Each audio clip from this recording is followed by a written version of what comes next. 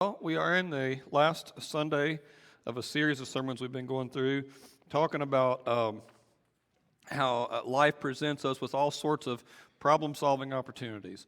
A few weeks ago, we talked about how to respond when God seems distant, and how to respond when people are taking shots at you, and how to respond.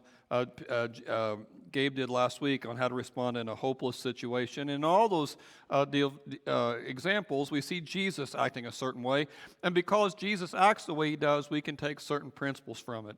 We've also looked real hard at this quote by Rick Warren: "Life's a series of problem-solving opportunities, and the problems you face will either defeat you or develop you, depending on how you react to them." And I do believe this to be true. I think a lot of us go through life and things hit us and things smack us around, but how we respond dictates what kind of human being we grow up to become, and who we will sooner or later be. That's a big deal. You know, when you think about your life, you're all the time growing into something. And you might be able to look back at decisions you made a long time ago and say, if I hadn't made that decision, my life would have spun a whole different direction. Or if I hadn't done it exactly that way, who knows where I'd be today. It's the same way you're in traffic. You see somebody beside you and then you hit a slow patch and now they're 5 cars ahead. Well, I should have been in that lane. If I'd have been over there, look how much further I'd have been. And then you get over in that lane and it slows down and you can't seem to get ahead.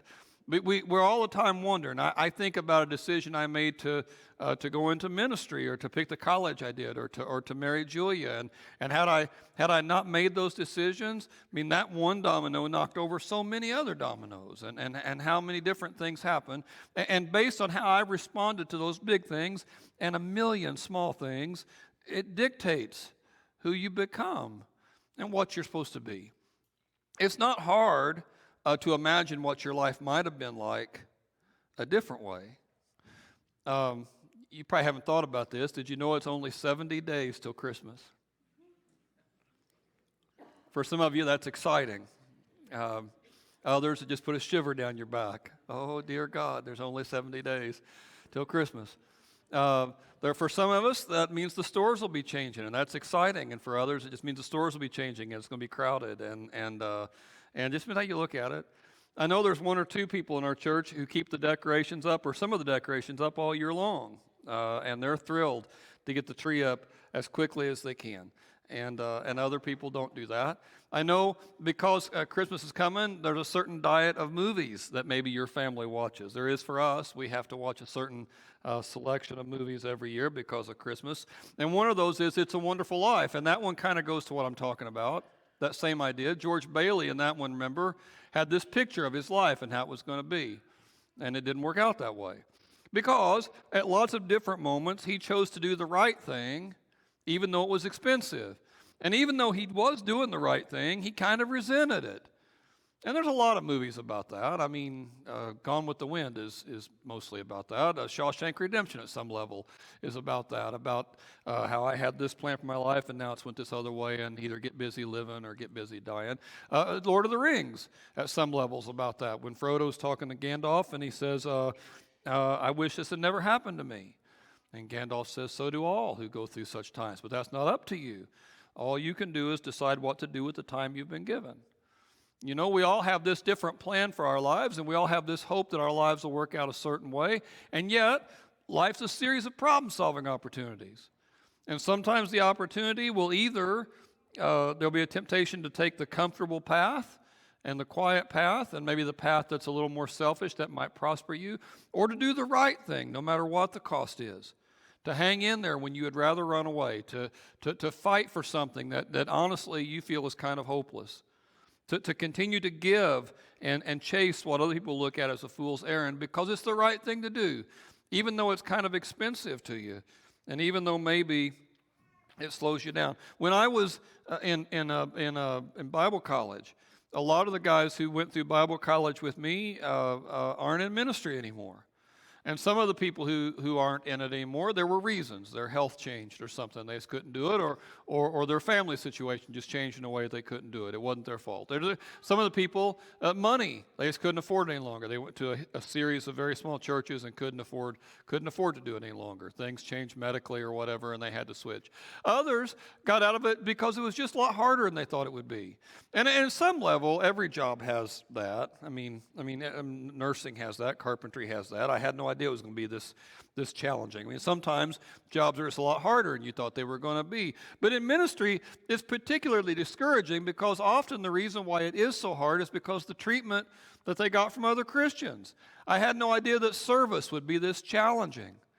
I had no idea it would be this difficult to try to lead and run a church. But it can be. It can be. Sometimes people can treat you really bad. Sometimes they can be unsympathetic. Sometimes you can be underappreciated. And I know in those situations, it's easy to want to quit. As a Christian, it might be easy to want to quit or to give half as much. We're saved by grace. I mean, surely He's going to save us even if we don't give our very best effort. Surely He's going to be kind to us no matter what. John F. Kennedy, in one of his speeches, said that crisis in Chinese was two letters pushed together. One was danger and one was opportunity. Those two symbols together made crisis. I think that's interesting because a crisis is risky, it's dangerous, but it's also an opportunity to see what you're made of, to see if you really believe the things you say, and if you're really willing to push into this thing. Most of us hope to find the win-win. But some of the things that we want to do aren't going to be win-win.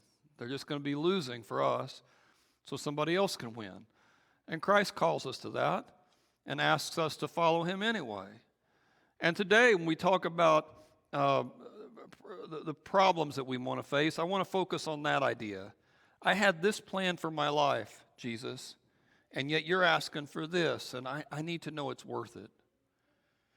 I'm part of a group message deal that we send messages back and forth, and we're trying this thing at our church to build beds for kids who don't have beds, and we're focusing primarily on Lawrence County, and trying to really focus just on children in this area who don't have beds. And anytime you try to do something nice, it's possible that you could get ripped off. It's possible that somebody could take advantage, but it seems like so far that everybody who's come to us, it seems like it's genuine. It seems like we're really helping out. And for the kids in particular who did nothing to get into the situation they're in, it seems like we're really helping them out, and we're giving them a bed to sleep on, and it's been cool. It's been neat to see some people in the community respond to it, and it's been cool to see some people in the church respond to it with labor and with gifts and different things. And I think it's going to be a really productive ministry for us. And there's two groups of people, big groups. There's lots of stuff going on, but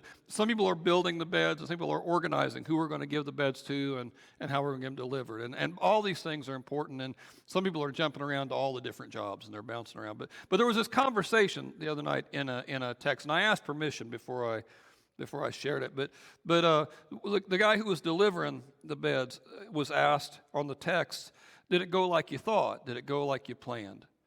And he replied, it didn't go as I planned, but it was better. You play it out in your head how it's supposed to go, and then God steps in and says, just bless them however you can. And that's what we did. And now we have a mom that's super thankful and amazed we built these beds from scratch and we made a new connection with somebody. Hallelujah. God is good. We had a plan, but God's way was better. I think that's cool when that happens. And I don't know that a lot of Christians give God room to test that thing. We don't give God room to test whether His plan might be better than ours. So I want to talk about that today if I can. First, to kind of lay some groundwork. The story I'm going to tell is kind of towards the end of Jesus' life. And a lot of things are happening there before the cross and before that. And he's really trying to coach the disciples up with last-minute instructions. And there was a guy who came to him one week who had money, and he was young, and he was important, and he wanted to join Jesus' band of disciples. And Jesus said, okay, you can, but you've got to give all your money away. And the guy walked away and said he wasn't interested. If that was the cost, he wasn't going to do it. And the disciples are a little frustrated. Jesus, this is the very kind of guy we could have used. Even in the bed ministry, a young, rich, important person, you could say, well, here, we could think how many beds we could make if we had a guy like that helping out. Think what things we could get done if we had some go-getters like that. And that's what the disciples were thinking. To Jesus, how you let a guy like that go, Jesus? What's going on? And he says, I got to tell you the truth, fellas. It's hard for a rich guy to get into heaven. And all of them were like, what? He says, no, it's the truth. He says, it's hard. It's easier for a camel to go through the eye of a needle than it is for a rich person to get to heaven. That money's a distraction. And the disciples are like, well, wait a minute. Because I think in their heads, they were thinking that one day when Jesus finally was whatever he was, that we were all going to be kind of important. And so Peter says something about it. He says, wait a minute, we've left everything to follow you. What are we going to get out of this? That's the tone of the question. And Jesus says, I tell you, at the renewal of all things, when the Son of Man sits on his throne, you're going to sit on 12 thrones and help me judge the 12 tribes of Israel. And everyone who has left houses or brothers or sisters or father, mother, wife, children, fields for my sake, they're going to get 100 times as much. And they'll also inherit eternal life. But a lot of people who are first place here are going to be last. And a lot of people who are last place here are going to be first. And he kind of leaves it there. And the disciples mull that over. They don't really answer him. They just think about it. Jesus says it's going to cost you everything to follow me. And you just got to trust that I'm telling the truth. And you're going to get a lot back. And when he says 100 times back, I think some of that pays off in this life. You're going to get a lot back, but it may not pay off like you want. And you may not get way ahead because of it. And I think preachers who say that you will are lying. I think when people present it like, if you join after Christ, everything's going to start getting easier. I don't think that's how Jesus presents it. He seems to present it different, that if you want to follow after him, it just demands trust. You follow me because I'm telling you the right things to do, and I'm telling you which way to go. And as long as you hang on real tight to me, we'll get there. And you'll be glad you stayed with me, but you're going to have to trust me. And it's just so hard to do. That's just so hard to do. You see it with a kid. You tell a kid, hey, come here. Why? They say, because I told you to. Well, and they need more information than that. And it used to make me so mad when my dad would say, you do it because I told you to. And then as a dad, I start doing that. You do it because I told you to. And I don't want to have to explain all my motives. And Jesus doesn't want to have to explain all his motives. He just trust me. Well, later, just a day or so later, the mother of Zebedee's sons, and this is the main thing I wanted to talk about. She comes up to Jesus. Now, if you read the very end of Matthew and the very end of Mark and the very end of John, when it talks about the ladies who went to the tomb to get Jesus' body ready, the women who went to the tomb on Easter morning, it mentions Zebedee's wife in one of those stories, Matthew, Mark, John. In another one, it doesn't mention Zebedee's wife, but it says a lady named Salome went with him. So we think Salome was the name of Zebedee's wife, James and John's mother. We think, and then in another place it says Mary's sister went with them. So it's possible that this woman here, the mother of Zebedee's sons, is all those things. Her name is Salome, and she's Mary's sister, which would make her Jesus' aunt. Means James and John were cousins. I kind of think that probably is what it means. It's not talked about very often. We don't know for sure if that's what it is, but I think it's a good guess. And if it is that, then this woman's somebody Jesus has known all his life. You have aunts that you've known, and not only was she an aunt, but she quickly got in line with what Jesus was doing. She followed him around. She was part of his whole deal and really believed in him. If you ever had an aunt or an uncle who was just like one of those cool aunts or uncles who supported you no matter what, that's kind of what's going on here. And so the mother of Zebedee's sons comes to Jesus, and she kneels down, and she says, I've got a favor to ask of you. And he says, what do you want? He says, well, grant that these two sons of mine can sit at your right and your left and at your kingdom. And right and left was the place of most honor, right? And so when we get our 12 thrones, these guys say, we'd like the two best thrones of the 12 thrones. We'd like to have the best thrones. And probably not thinking of heaven so much as earth. When you finally establish the Jesus administration, then we want my boys to be the right and left hand guys, the most important guys. And Jesus says to her, you don't know what you're asking. You don't know what you're asking. He says, can you drink the cup I'm going to drink? Oh, we can do it. We can do it, they said. And they didn't know what they were asking. I mean, I think they were hoping for a soldier's bravery, You know, yeah, we'll go into battle for you, Jesus, and one day we'll be celebrated in songs and movies. But it's not like that. I mean, we always hope for the win-win, but sometimes it's not a win-win. Sometimes you've got to lose so people can win. And Jesus says, you don't know what you're asking. He says, if you want to drink my cup, you're going to have to give everything away. We can do it. Oh, he says, well, you'll do it. And he says, you'll drink from my cup, but to sit at my right and my left, those aren't things for me to decide. Those belong to God, and he'll decide who gets to sit there. And the bigger gist of all this thing is not how much Jesus knows against how much God knows. That's not the big point that he's making here. It's more, you shouldn't worry about this kind of stuff. This is silly for you to think about this. Don't let your head go dwell on these kinds of things. And if I had time, I could do a whole nother sermon just on this. But let me quickly say, his point, when your whole focus is on somebody else and what they have and what they're about and what they do, then it affects you positively and negatively, both for the bad. On the positive end, I mean, you can't enjoy your good stuff. Because all the time you see what they have, it's more than you. If you're the kind of person who reads Facebook and Instagram and gets kind of depressed because everybody looks better than you and having more fun than you and they're doing more, I mean, it's a symptom of this. I mean, when you see their life and what they have and you think, man, if I had that, well, I'd be happy. Well, you wouldn't. And I can say that confidently because they're not happy all the time.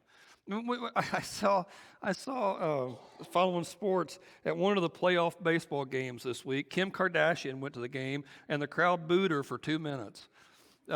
Even Kim Kardashian gets booed every once in a while for long minutes. And you say, well, I bet she didn't care. I bet she did.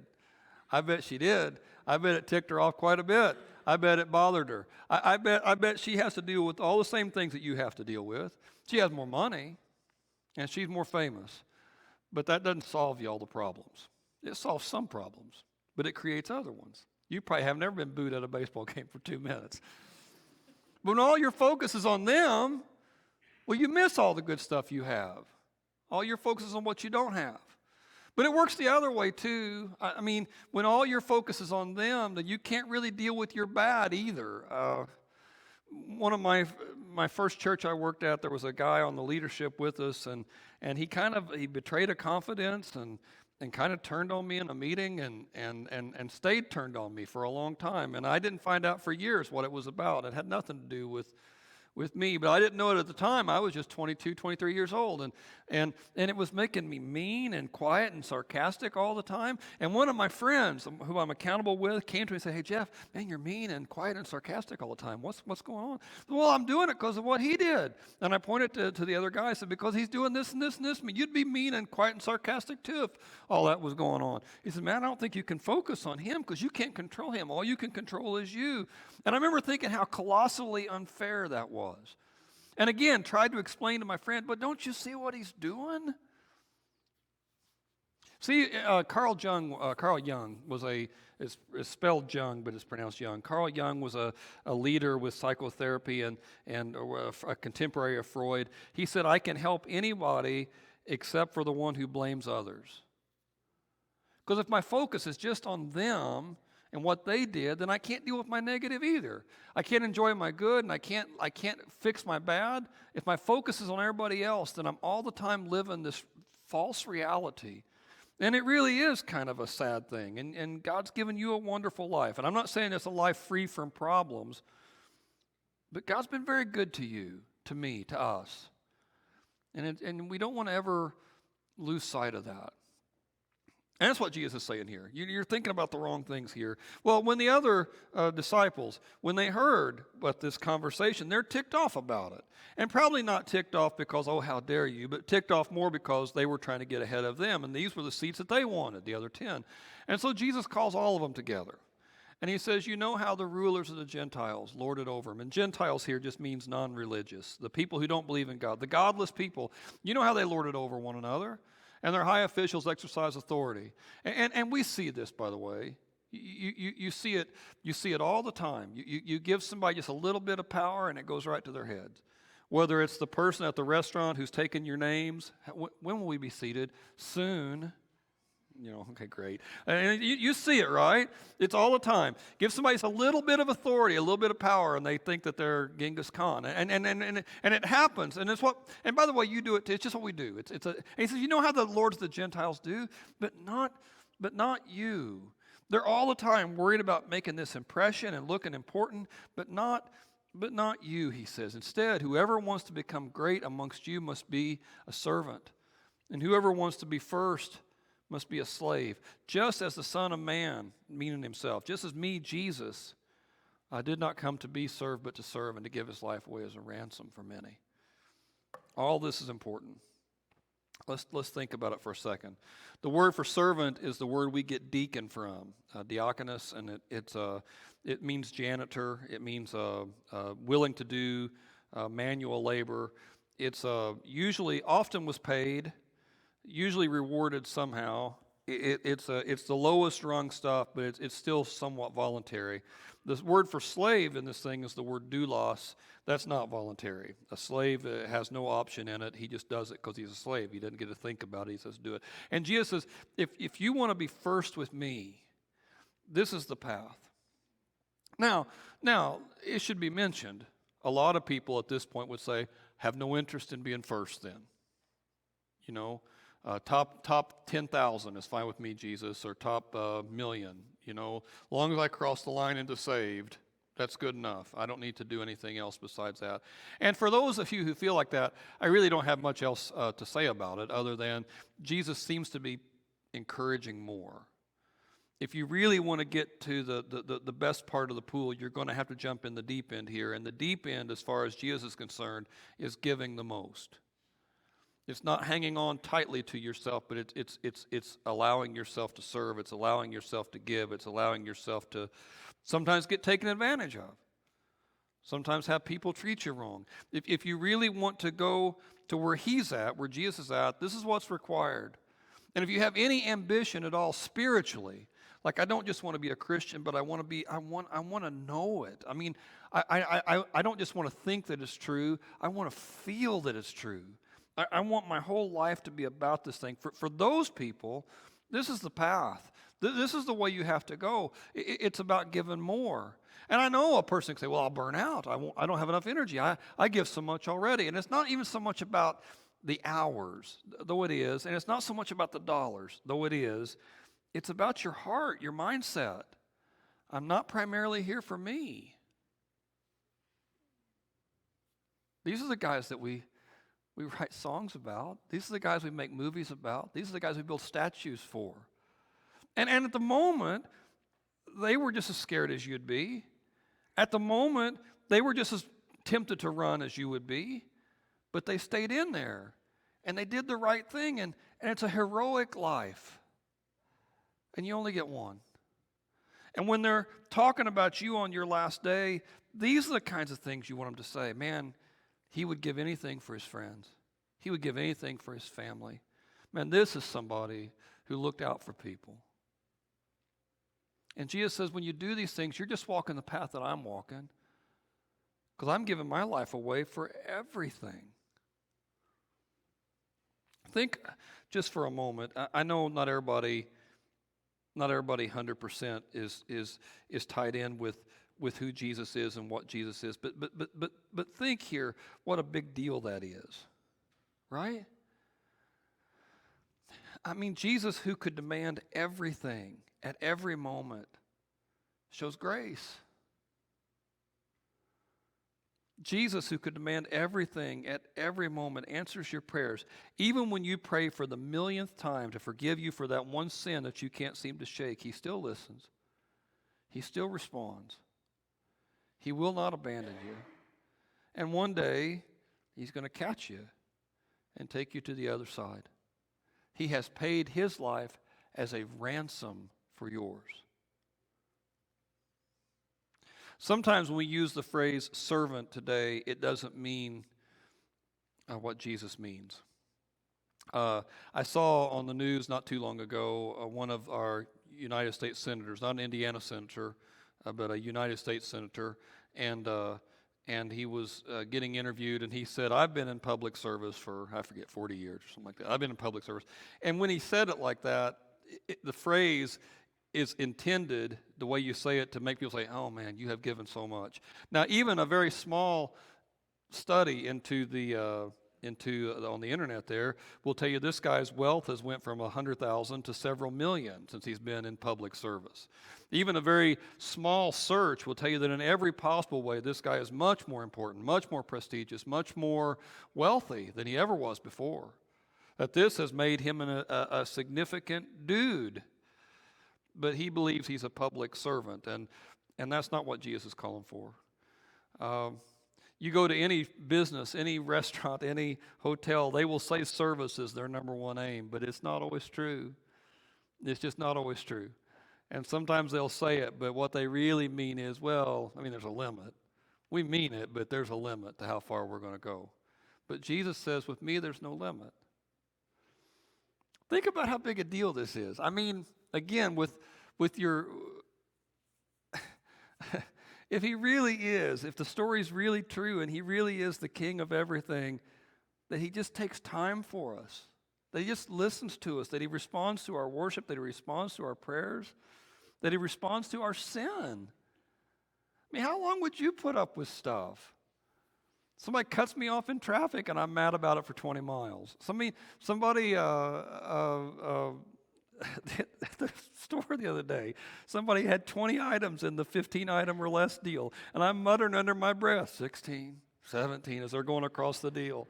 I don't know if you heard me or not, but I'm just ticked off about it. I'm mad about it walking to the car. I mean, these are microaggressions, and I can just get completely bent out of shape about it. But Jesus, we sin against.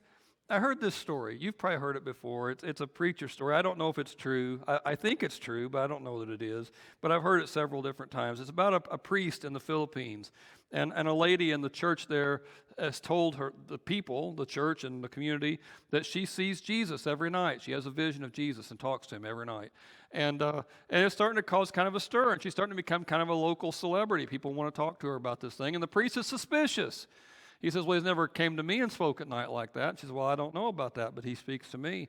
And so the priest says, well, then ask him next time you talk to Jesus about that sin that the priest committed when I was in seminary.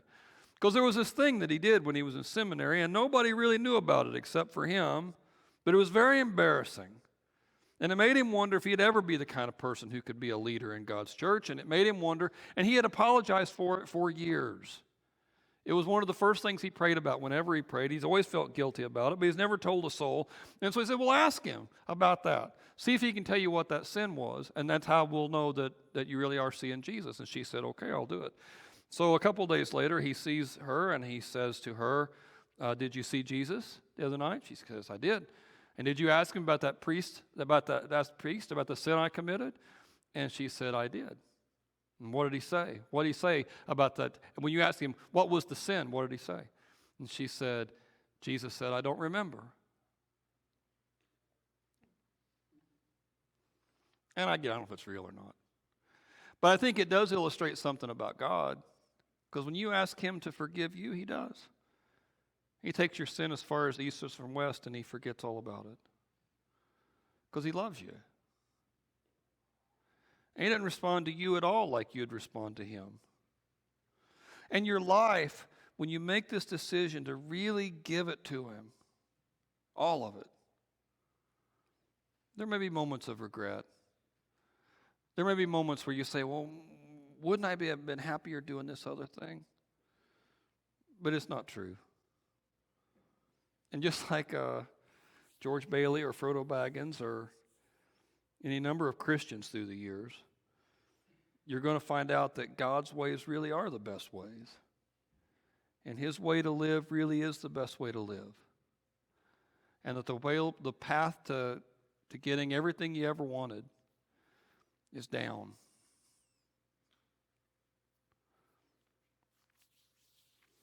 I'm going to pray with you. And I want to challenge you as we end our service. If any of you need to pray about anything, there's something about prayer all by itself that is humbling, right? To go to someone else and say, hey, would you pray for me? That's humbling. But there's power in being humbled. And so I want to encourage any of you that need to pray about anything today, or if you need to get yourself right with God, to take advantage of this moment. And the band can come up while I'm praying. Let's pray. Dear Lord God, I thank you for a chance to come together. And I do, God, pray for this group, all of them.